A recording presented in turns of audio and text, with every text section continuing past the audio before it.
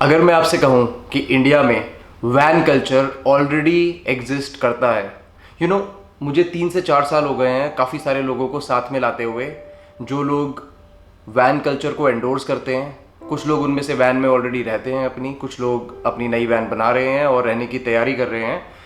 But अगर मैं आपसे कहूँ कि इंडिया में ये कल्चर ऑलरेडी एग्जिस्ट करता है, बहुत सारे लोग हैं जो अभी अपनी वैन में रहते हैं एक साथ, तो क्या आप मेरी बात मानोगे? शायद अगर ये आपने मुझे बोला होता तो मैं तो बिल्कुल नहीं मानता। बट पिछले हफ्ते क्या हुआ, मैं गुड़गांव के आउटस्कर्ट्स में एक प्रोजेक्ट देखने गया था। वापस आते हुए मैंने रोड के लेफ्ट साइड में एक महिंद्रा की पुरानी वाली वैन देखी, वो वाली वैन जिसमें हम लोग स्कूल जाया करते थे।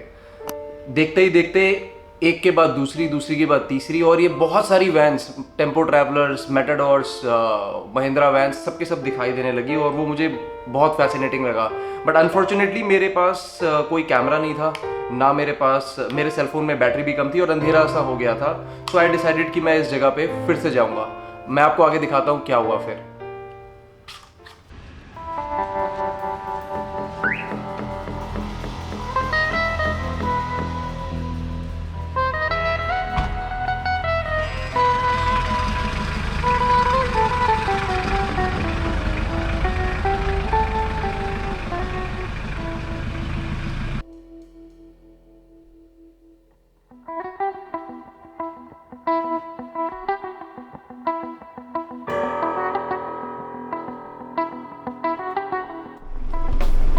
सो मैं निकल गया हूँ, तैयारियाँ पूरी कर ली है, ड्रोन रख लिया है, कैमरा इक्विपमेंट सारे रख लिए हैं। अगर ये लोग वही हैं जो मैं सोच रहा हूँ, जो मुझे लग रहा है कि ये है, तो मेरे पास काफ़ी सारे सवाल हैं जो मैं इनसे आज पूछूंगा। सवाल जैसे कि ये लोग पार्क कहाँ करते हैं, सवाल जैसे कि इनको प्रॉब्लम्स क्या क्या आती हैं, सवाल जैसे कि वेयर एंड टेयर कैसे हैंडल करते हैं, सवाल जैसे कि कौन कौन से इन्फ्लुएंशियल बॉडीज़ हैं जो इनकी लाइफ में इश्यूज़ क्रिएट करती है। तो काफ़ी सारे सवाल हैं। लेट्स सी कितने सवालों के जवाब मिल पाते हैं। लेट्स सी मैं इन लोगों से मिल भी पाता हूँ या नहीं मिल पाता हूँ, वो पहुँच के ही पता चलेगा। फ़िलहाल ये जर्नी अप्रॉक्सीमेटली 1 घंटे की होने वाली है। ये गुड़गांव के आउटस्कर्ट्स में अराउंड 30 किलोमीटर दूर इस लोकेशन से बेस्ड है। और मैंने अब जियो टैगिंग कर दी थी, तो मेरे लिए थोड़ा सा इजी होगा वापस उस जगह पहुंचना। थोड़ा बहुत ऑफ रोड भी करना पड़ेगा, इसलिए मैं जिप्सी लेके जा रहा हूँ। लगभग 1 घंटे के ट्रैवल के बाद मैं अपनी मंजिल पे पहुंच गया। इस एरियल व्यू को देखने के बाद मुझे लगता है आपको समझ में आ गया होगा मैं किन लोगों की बात कर रहा था। कुछ था जो इन लोगों को मुझसे बात करने से रोक रहा था, एक तरीके का डर जो मैं इनकी आंखों में साफ साफ देख पा रहा था। बहुत मिन्नतें करने के बाद इनके लीडर होती सिंह जी मुझसे बात करने के लिए तैयार हुए। होती सिंह जी से मैंने वो सारे सवाल पूछे जो मेरे जहन में थे। आइए मैं आपको दिखाता हूँ होती सिंह जी से मेरी क्या बातचीत हुई। नाम हमारा होती सिंह है साहब। होती सिंह, तो यहाँ से पहले कहाँ थे आप? हम तो जगह जगह रहते हैं ना, कभी यहाँ रह गए, कभी वहाँ रह गए, कभी उधर रह गए। वैसे आप काम क्या करते हो? आपके पूरा हम लोग आयुर्वेदिक जड़ी बूटी बेचते हैं, पेट का चूर्ण बनाकर बेचते हैं। हमारे चित्तौड़गढ़ में रहते थे, वहाँ पर कई हमारे आदमी, हमारे साथी लोहा पीटते थे और अपना बाल बच्चों का गुजर करते थे। वहाँ से चले गए, अपना कोई जड़ी बूटी का काम सीख लिया, कोई लोहा पीटते रह गए, कोई यानी खेती किसानी का काम मजदूरी करने लगे, कहीं कहीं जाने लगे।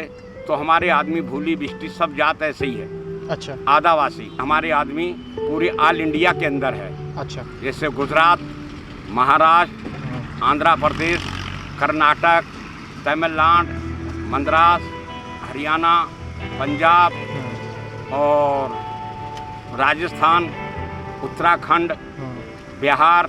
हमारा इलाका कौन है? हिंदुस्तान के रहने वाले, हिंदुस्तान में रह गए। हमारा कोई मकान नहीं है, हमारे पास कोई ज़मीन जायदाद नहीं है।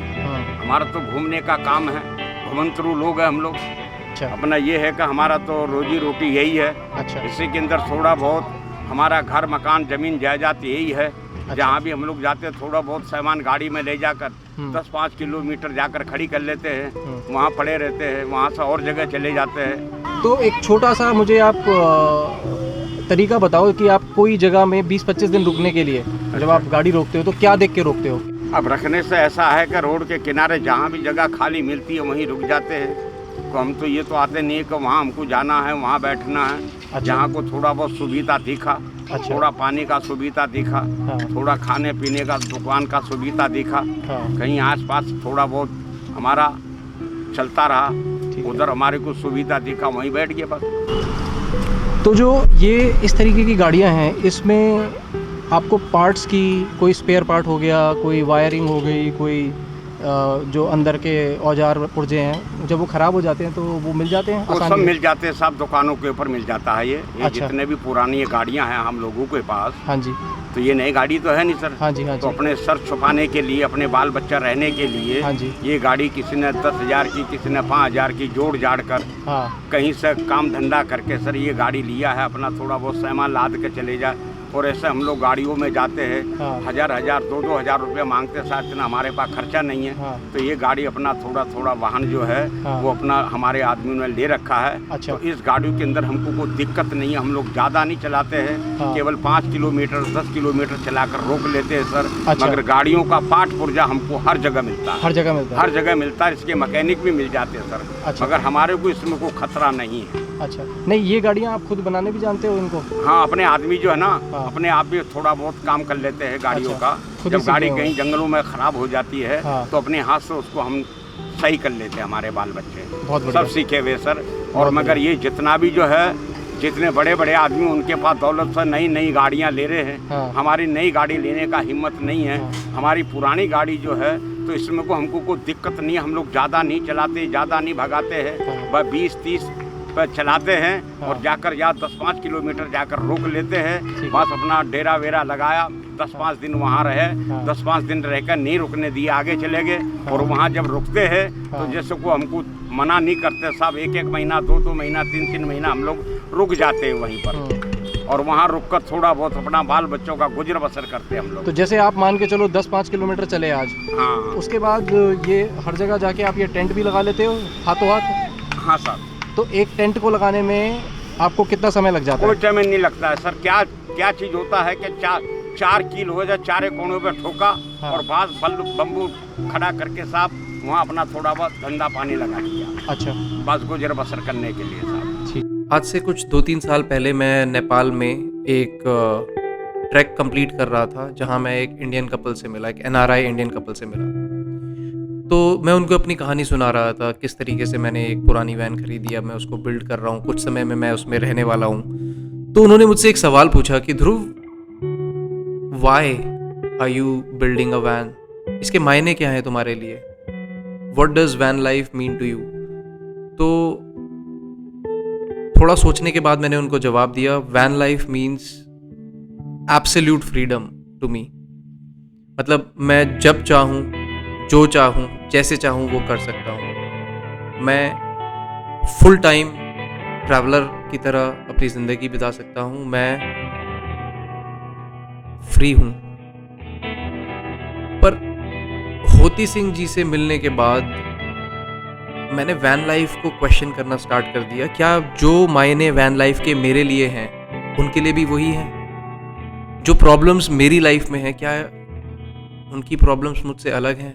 मैं इसको एज अ पैशन ट्रीट कर रहा हूँ। मैं पैशनेट हूँ। मैं अपना टाइम, अपना पैसा, अपनी एनर्जी, एफर्ट सब कुछ लगा रहा हूँ एक वैन को बिल्ड करने में। उसको जितना कंफर्टेबल बना सकता हूँ मैं उतना ज़्यादा कंफर्टेबल बना रहा हूँ। पर क्या होती सिंह और होती सिंह जैसे सैकड़ों लोग जो अपनी गाड़ियों में रह रहे हैं, क्या उनकी लाइफ और मेरी लाइफ सेम है?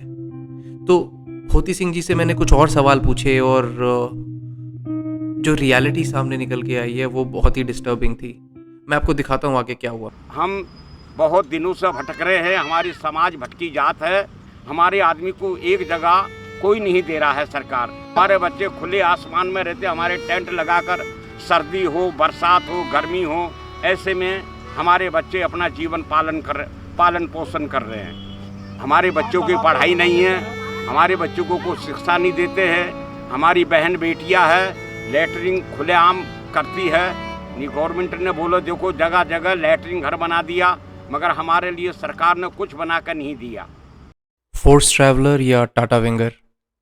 मुझे सोलर पैनल लेना चाहिए या जेनसेट? और यार सिर्फ ऑल्टरनेटर से मेरा काम चल जाएगा? वाटर टैंक रूफ टॉप पे होना चाहिए या नीचे? वॉशरूम किस मटेरियल का होना चाहिए? ये और इसके जैसे कई सवालों का मैं हर सुबह उठ के जवाब देता हूँ। और ये सवाल बहुत ज़रूरी है क्योंकि हम लोग वैन लाइफ जीना चाहते हैं। हम लोग परेशान हैं अपनी नौकरियों से, अपने घर से, इन रिस्ट्रिक्शन से। हम लोग ज़िंदगी जीना चाहते हैं, एक ऐसी ज़िंदगी जिसमें रोक टोक ना हो। हम वैन लाइफर्स बनना चाहते हैं। हम वो बनना चाहते हैं जो होती सिंह ऑलरेडी है, और हम बन भी जाएंगे।